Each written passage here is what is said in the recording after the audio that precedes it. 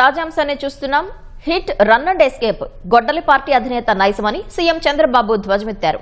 Criminal మనస్తత్వం ఉండేవారు social మీడియాను వేదికగా చేసుకుంటున్నారని, ప్రభుత్వాన్ని నేతలను లక్ష్యంగా చేసుకుని విష ప్రచారం చేస్తున్నారని మండిపడ్డారు. మీడియాతో చిట్చాట్ సందర్భంగా వైసీపీపై తీవ్ర స్థాయిలో ఆగ్రహం వ్యక్తం చేశారు. మరింత సమాచారం మా ప్రతినిధి కృష్ణను అడిగి తెలుసుకుందాం. కృష్ణ, సీఎం చిట్చాట్ వివరాలేంటి? పవిత్ర పార్టీ కేంద్ర కార్యాలయం ఎన్టీఆర్ భవన్ కు వచ్చిన ముఖ్యమంత్రి చంద్రబాబు అటు ప్రజల నుంచి వినతులు తీసుకున్నారు. అలాగే కొందరు ఎప్పటికప్పుడు వారికి సమస్యల పరిష్కారానికి హామీ ఇచ్చారు.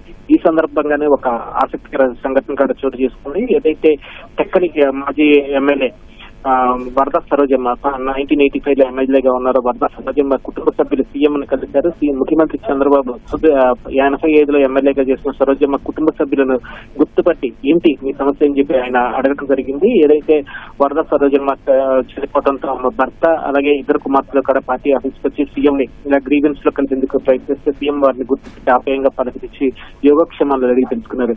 ఇదే సమయంలో ఆయన ఏదైతే శ్రీకాకుళంలో మొదటి హోటల్ గా పెట్టారో వరద సరోజమ్మ, ఆ తర్వాత అక్కడ బస్ చేసిన విషయాన్ని కూడా ఆయన గుర్తు చేసుకున్నారు. ఇదే విషయాన్ని మీడియా వద్ద కూడా ప్రస్తావించారు.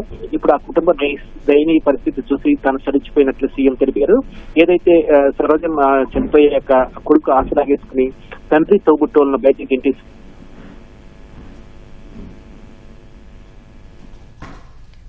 ధన్యవాదాలు కృష్ణ.